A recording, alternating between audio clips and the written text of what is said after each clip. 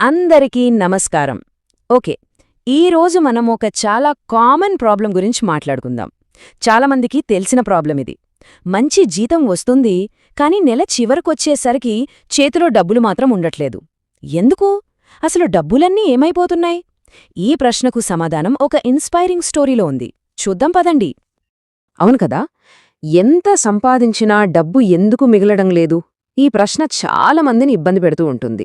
సంపాదనైతే బానే ఉంది, కానీ సరిగ్గా అవసరమైన టైంకి డబ్బు చేతిలో ఉండదు, నీళ్లలా ఖర్చయిపోతూ ఉంటుంది. అసలు ఈ పరిస్థితి ఎందుకొస్తోంది? దీనికి సొల్యూషన్ ఉందా? ఉందండి, ఖచ్చితంగా ఉంది. ఆ సొల్యూషన్ ఒక కథలో దాగి ఉంది. సరే, మరి ఆ కథ ఏంటో చూద్దాం. ఈ కథలో మనకు పరిచయమయ్యే వ్యక్తి రాహుల్. హైదరాబాద్లో జాబ్ చేస్తున్న ఒక యంగ్ ప్రొఫెషనల్. రాహుల్ ఫేస్ చేస్తున్న ప్రాబ్లం బహుశా మనలో చాలా మందికి కనెక్ట్ అవుతుంది. చెప్పాలంటే అతని కథ మన ఫైనాన్షియల్ హ్యాబిట్స్కి అద్దం పడుతుంది. సో పాయింట్లోకొస్తే సంపాదన ఉంది, కానీ డబ్బు లేదు. ఇదే రాహుల్ సిచ్యువేషన్. అతని పరిస్థితిని ఒకసారి అర్థం చేసుకునే ప్రయత్నం చేద్దాం. జీతమైతే బాగానే వస్తోంది, కానీ మంత్ ఎండ్ అయ్యేసరికి బ్యాంక్ అకౌంట్ జీరో. అసలిదెలా జరుగుతోంది? చూడండి, సమస్య అంతా ఇక్కడే ఉంది. మంచి జీతం వస్తుంది, కానీ నెల చివరికొచ్చేసరికి బ్యాలెన్స్ జీరో. Big zero. ఎందుకలా అంటే ఈఎంఐలు కట్టాలి, ఫ్రెండ్స్తో బయటికి వెళ్ళాలి, ఆన్లైన్లో ఆఫర్లు ఊరుస్తూ ఉంటాయి. వీటన్నింటికన్నా ముఖ్యంగా మనం అస్సలు పట్టించుకోని చిన్న చిన్న ఖర్చులుంటాయి చూసారా, అవన్నీ కలిసి అతని జీతాన్ని మొత్తం ఖాళీ చేసేస్తున్నాయి. ఇలా ప్రతీ నెలా ఇదే తలనొప్పితో విసిగిపోయిన రాహుల్ లైఫ్లో ఒక టర్నింగ్ పాయింట్ వచ్చింది. అతని ఫ్రెండ్ ఒక ఛాలెంజ్ విసిరాడు. అదేంటో తెలుసా? ఒక 30 రోజుల ఛాలెంజ్. ఈ కథను మార్చేసిన ప్రయాణం అక్కడ్నుంచే మొదలైంది. రాహుల్ ఫ్రెండ్ అడిగాడు, ఒక 30 డేస్, జస్ట్ 30 డేస్ ఒక మనీ డిసిప్లిన్ ఛాలెంజ్ చేస్తావా? చూడు, నీ లైఫ్ మారిపోతుంది అని. వినడానికి చాలా సింపుల్గా అనిపించొచ్చు, కానీ ఆ మాటలు చాలా పవర్ఫుల్. ఈ ఒక్క ఛాలెంజ్ రాహుల్ ఆలోచించే విధానాన్నే మార్చేయడానికి ఒక పునాది వేసింది. సరే, రాహుల్ ఆ ఛాలెంజ్ని యాక్సెప్ట్ చేశాడు. ఇక్కడ నుంచి అతని డిసిప్లిన్ జర్నీ స్టార్ట్ అయింది. మరి ఈ 30 రోజుల్లో అతను ఏం నేర్చుకున్నాడు? తనలో ఎలాంటి మార్పులొచ్చాయి? ఆ జర్నీలోని కొన్ని ఇంపార్టెంట్ మైల్ స్టోన్స్ ఏంటో ఇప్పుడు చూద్దాం. ఈ టైమ్ లైన్ చూస్తే మనకు రాహుల్ జర్నీ క్లియర్గా అర్థమవుతుంది. ఫస్ట్ డే అసలు నిజం తెలిసి షాక్ అయ్యాడు. 5వ రోజు టెంప్టేషన్ని ఎదుర్కొన్నాడు. 10వ రోజుకి ఒక సిస్టమ్ని ఫాలో అవడం మొదలుపెట్టాడు. ఇక 20వ రోజుకైతే అతని మైండ్ సెటే మారిపోయింది. ఈ జర్నీలో ప్రతి స్టెప్ చాలా చాలా important. Okay, day 1. Journey start అయిన మొదటి రోజే రాహుల్కి మైండ్ బ్లాంక్ అయింది. ఏం చేశాడంటే, ఒక నోట్బుక్ తీసుకుని ప్రతి రూపాయి ఖర్చుని రాయడం మొదలుపెట్టాడు.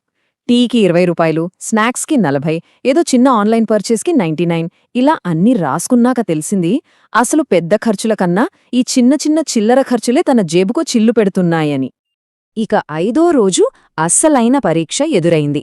రాహుల్ ఒక మాల్కి వెళ్తే అక్కడ తనకు నచ్చిన బ్రాండ్ షూస్, అది మంచి ఆఫర్లో కనిపించాయి. ఇక అంతే, బ్రెయిన్ గోల మొదలుపెట్టింది, కొనేయ్, ఆఫర్ పోతుంది అని. కానీ లోపల కొత్తగా మొదలైన డిసిప్లిన్ మాత్రం, ఆగు, ఇది నీకవసరం కాదు, కేవలం కోరికంతే అని గట్టిగా చెప్పింది. ఫస్ట్ టైం రాహుల్ ఆ టెంప్టేషన్పై గెలిచాడు. 10వ రోజు వచ్చేసరికి రాహుల్ ఒక ప్రాక్టికల్ సిస్టమ్ని ఫాలో అవడం స్టార్ట్ చేశాడు. అదే 3 ఎన్వలప్స్ రూల్. చాలా సింపుల్. తన జీతాన్ని 3 భాగాలు చేశాడు. మొదటి ఎన్వలప్ నెల ఖర్చుల కోసం, అంటే రెంట్, ఈఎంఐలు లాంటివి. రెండోది ఫ్యూచర్ గోల్స్ కోసం సేవింగ్స్. ఇక మూడోది గ్రోత్ కోసం, అంటే ఇన్వెస్ట్ చేయడానికి లేదా కొత్త స్కిల్స్ నేర్చుకోవడానికి. అప్పుడనిపించింది రాహుల్కి, ఫస్ట్ టైం డబ్బు తన కంట్రోల్లో ఉందని. ఇది జర్నీలో ఒక పెద్ద టర్నింగ్ పాయింట్. 20వ రోజు మిడ్ నైట్ టైంలో రాహుల్ సరదాగా తన పాత యూపీఐ నోటిఫికేషన్స్ చూస్తున్నాడు. లాస్ట్ మంత్ చూస్తే ప్రతిరోజూ అనవసరమైన ట్రాన్సాక్షన్స్తో నిండిపోయింది. కానీ ఈ నెలలో చాలా తక్కువ, అన్నీ అవసరమైన ఖర్చులే.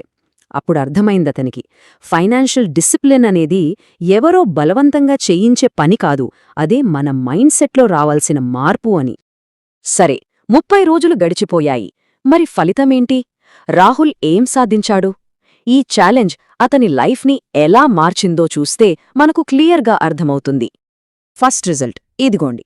కేవలం 30 రోజుల్లో ఎలాంటి పెద్ద త్యాగాలు చేయకుండా జస్ట్ ఆ చిన్న చిన్న ఖర్చులను కంట్రోల్ చేయడం ద్వారా రాహుల్ ఏకంగా 6,000 రూపాయలు సేవ్ చేయగలిగాడు.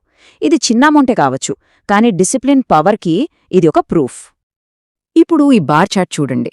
ఇది డబ్బు కన్నా చాలా పెద్ద మార్పుని చూపిస్తుంది. ఛాలెంజ్కి ముందు తన డబ్బు ఎటుపోతుందో రాహుల్కి పెద్దగా ఐడియానే లేదు. కానీ 30 రోజుల తర్వాత అతని ఫైనాన్షియల్ అవేర్నెస్ ఏకంగా 300% పెరిగింది. ప్రతి రూపాయికి విలువ ఇవ్వడమంటే ఏంటో నేర్చుకున్నాడు. చివరికి రాహుల్ అన్న మాటలు అతని ట్రాన్స్ఫర్మేషన్ని మొత్తం ఒక్క వాక్యంలో చెప్పేస్తాయి. ఇది ఒక ఛాలెంజ్ కాదు, ఇది నా కొత్త లైఫ్ స్టైల్ అన్నాడు. అంటే ఇది కేవలం 30 రోజుల ప్రయోగం కాదని, ఇకపై తన జీవితాంతం ఫాలో అవ్వబోయే ఒక కొత్త హెల్దీ లైఫ్ స్టైల్ అని అతను రియలైజ్ అయ్యాడు. సరే, మరి రాహుల్ కథ నుండి మనం నేర్చుకోవాల్సిన లెసన్స్ ఏంటి?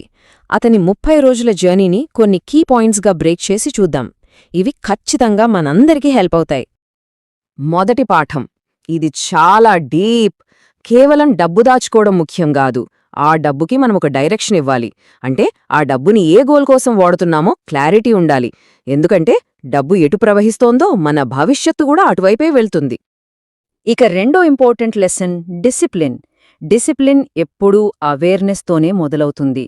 గుర్తుందా, రాహుల్ ఫస్ట్ డే చేసింది అదే. మన ఖర్చుల్ని మనం ట్రాక్ చేయనంతకాలం మన డబ్బు అలవాట్లేంటో మనకే పూర్తిగా అర్థం కావు. మూడో పాఠం, ఇది రాహుల్ 5వ రోజు నేర్చుకున్నది.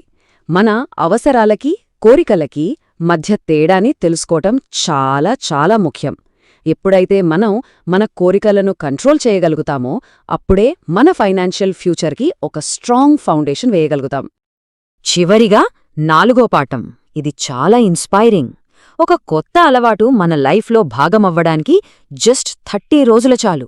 ఈ చిన్న టైంలో మనం చూపించే డిసిప్లిన్ లైఫ్ లాంగ్ నిలిచిపోయే ఒక పెద్ద ఫైనాన్షియల్ ట్రాన్స్ఫర్మేషన్కి దారితీస్తుంది. రాహుల్ కథ మనకు చెప్పేది ఇదే. ఒక చిన్న అలవాటు, ఒక చిన్న నిర్ణయం, కేవలం 30 రోజుల కమిట్మెంట్, వీటికి మన జీవితాన్నే మార్చే శక్తి ఉంది. సో ఈ ప్రశ్నతో ఈ అనాలిసిస్ని ముగిద్దాం. ఒక్క చిన్న అలవాటు నిజంగా మన జీవితాన్ని మార్చగలదా? ఆలోచించండి.